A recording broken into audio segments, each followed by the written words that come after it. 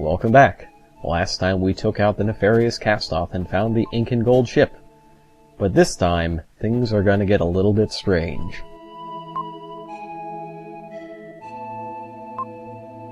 That's right. Somehow the Incans are still alive after hundreds of years, and Will is their king. And of course, since he is the king, he must have a queen. Hopefully she'll have more of an insight as to what in the world is going on than everybody else out here.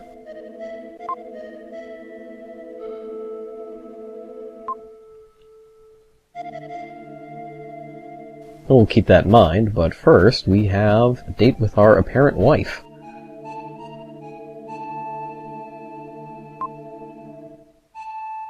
And a little bit of a history lesson. Alright, really now. This time, Queen, let's do it.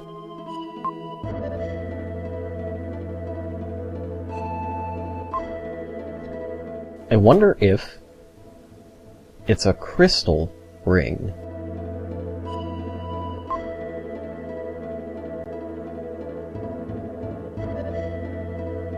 Alright, honey, we're back.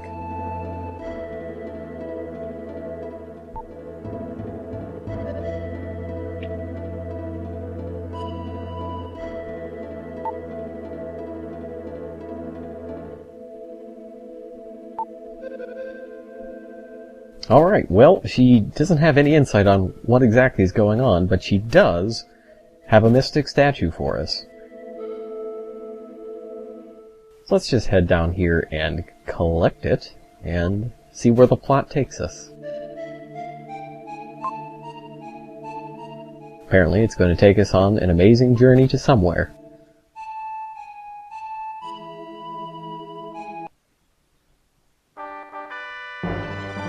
Picking up this mystic statue not only gives us a delightful slow crawl, it also gives us this pretty cool animation. That's right, the pillars on the sides of the item screen are made for holding the mystic statues. 6 in all. Alright, so now that we have the mystic statue, our next goal is to head out to the crow's nest and watch the ship set sail. I was kind of hoping that the Queen had something a little more to say now that we actually had the statue, but she doesn't. So let's just climb up this incredibly long ladder and give the order. Thanks a lot, peasant.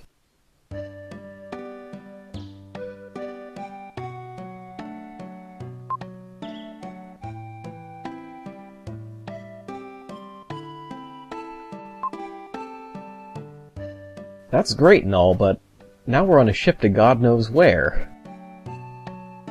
And what about everybody else? What happened to them? Kara and Lily and them were still waiting outside the dungeon. Well, there's nothing to be done about it, so let's take a nap.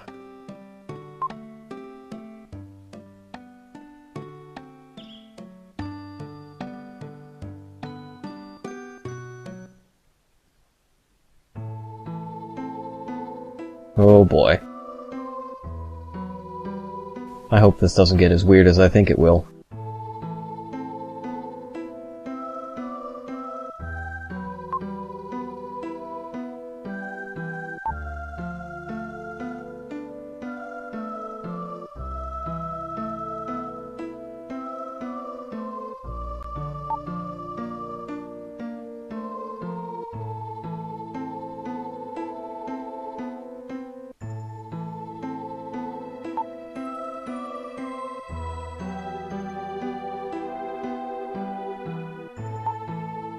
It turns people into monsters and ghosts in the Moon Tribe. It's clearly unlucky.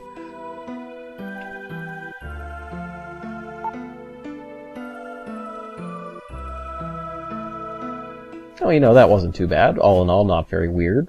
Seems pretty relevant. So, oh, hang on, what in the... Something's gone very, very wrong here.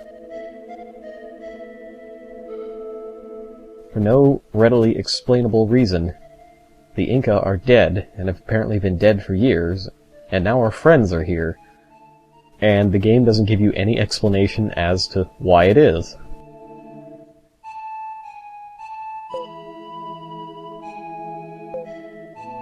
Lance actually has a very good point here. But you know what's more strange? The fact that suddenly everybody died and rotted for 400 years and the ship isn't gold anymore and everybody's here. And I really do mean everybody.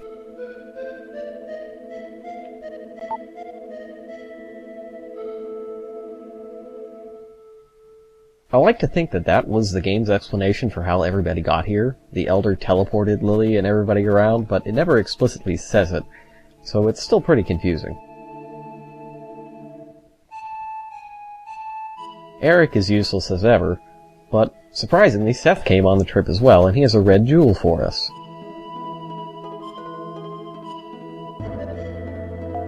This is a really easy one to miss. Without the guidebook, it's basically a coin toss on whether or not you go left or right after you wake up and talk to Lance and Lily. If you go right, you'll find the way to progress the story.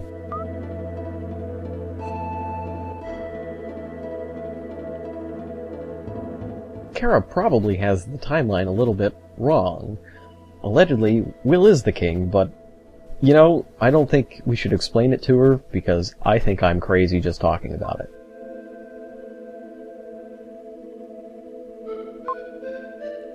Not crystal, just gold. Okay.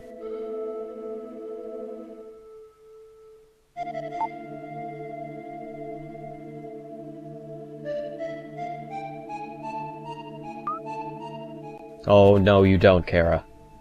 Don't you even. Your face will melt, and the earth will be torn asunder, and your heart will be ripped out, and aliens will be involved. Don't even think about touching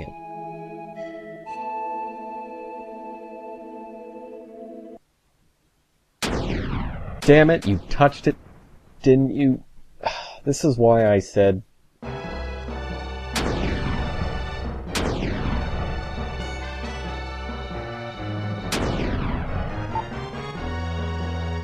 Riverson is the localized version of Leviathan. I'm not really sure why they took it out, but my guess is biblical reasons. I'm sufficiently convinced that it isn't Kara's fault, so let's see what's going on.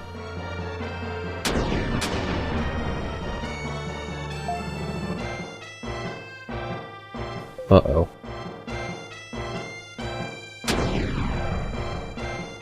That can't be good.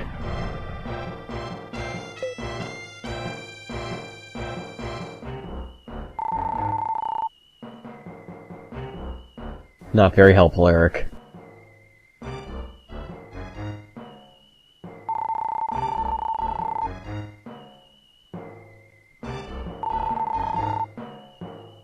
That's pretty bad, and it sounds like a boss fight to me.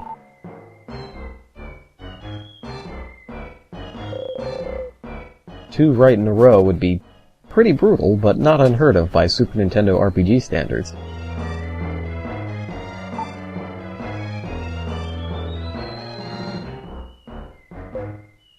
Alright, here we go. Let's rock.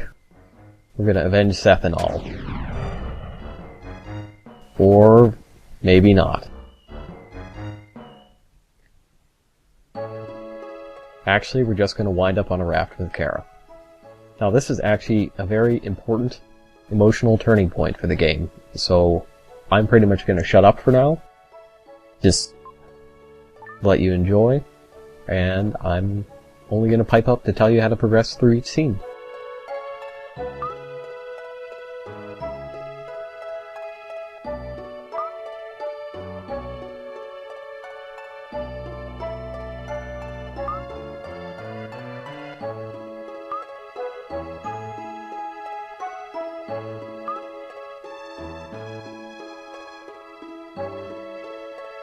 The beat suddenly becomes plot relevant, and we must use it to continue.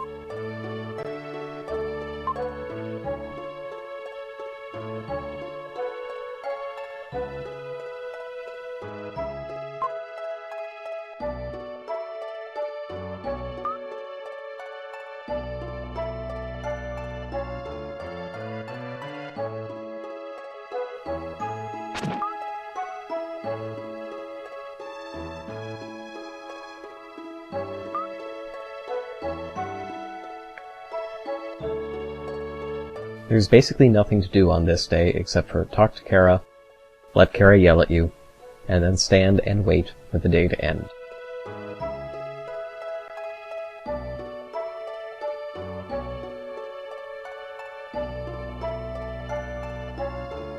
This is one place where I'm okay with the waiting. It really adds to the atmosphere.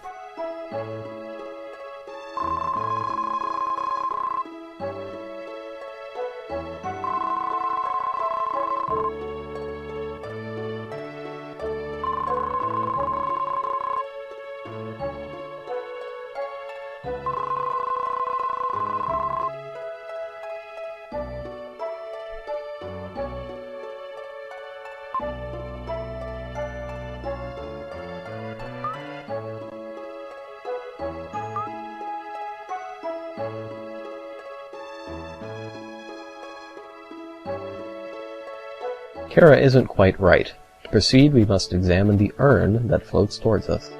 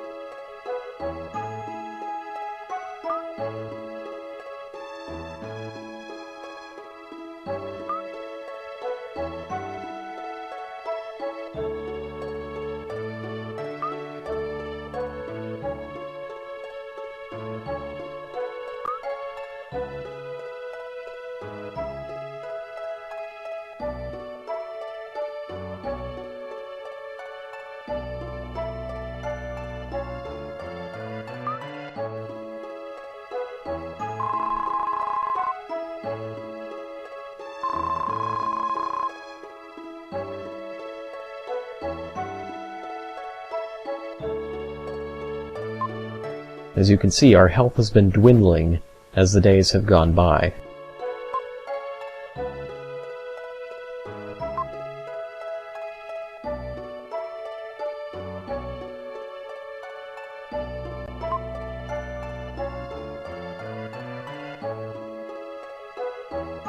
We have to restore ourselves to health by attacking the fish, and then attacking again once they're on the boat. Each fish restores 1 health, and once we've restored our health, we can continue by talking to Kara.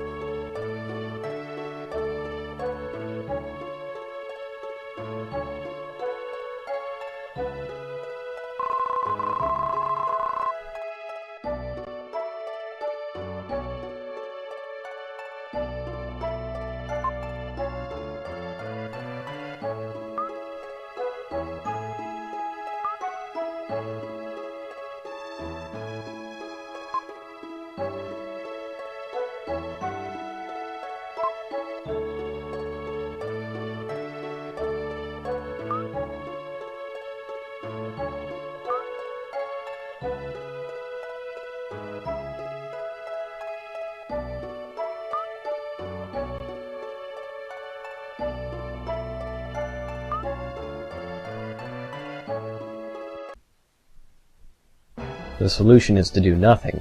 Again, waiting is the answer.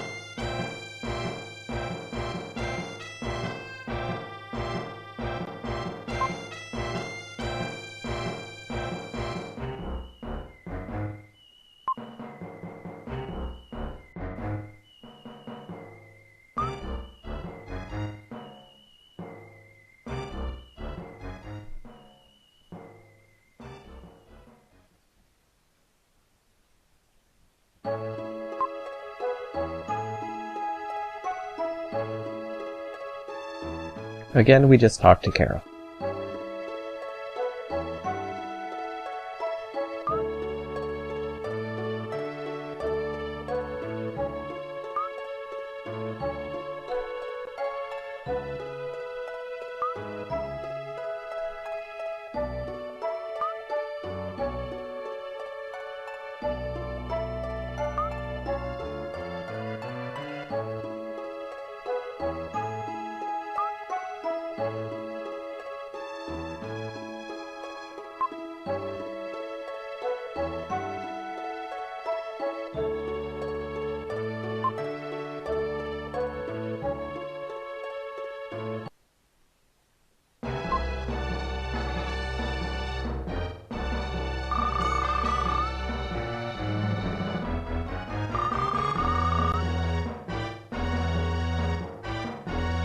Luckily, help was not far away.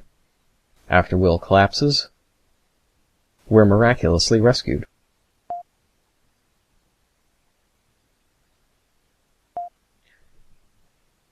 You might have noticed that the dialogue seemed a little strange in that last scene. It's sad, but it's a case in which the localization and translation had a bit of a difficulty. There are some lines that were meant to be narrated by the game, and others that were actually meant to be Will speaking to Kara, and unfortunately, it seems that a lot of them got reversed, or rather, there wasn't any narration at all. Will was just shown to say everything. So, picking apart what he did say and what he didn't say is difficult, and as a result, I'd like to think of it as he just said everything, and anything that sounds out of place is delirium. That's my take on it.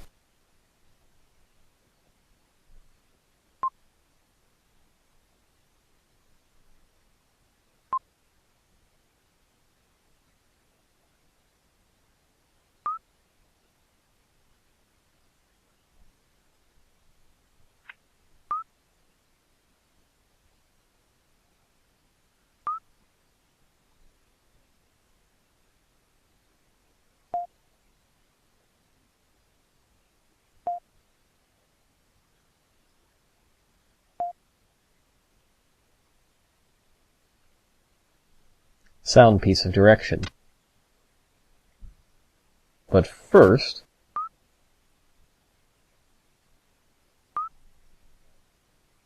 that's right, we gotta thank the dog. Kara really changed over the course of that rafting trip.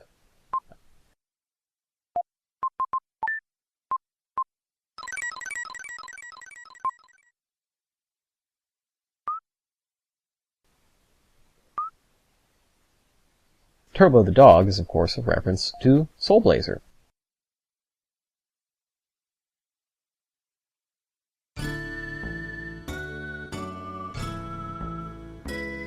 That'll about do it, for now, but there's more insanity waiting for us in the City of Questionable Morals, Phrygia. But we'll get to that next time.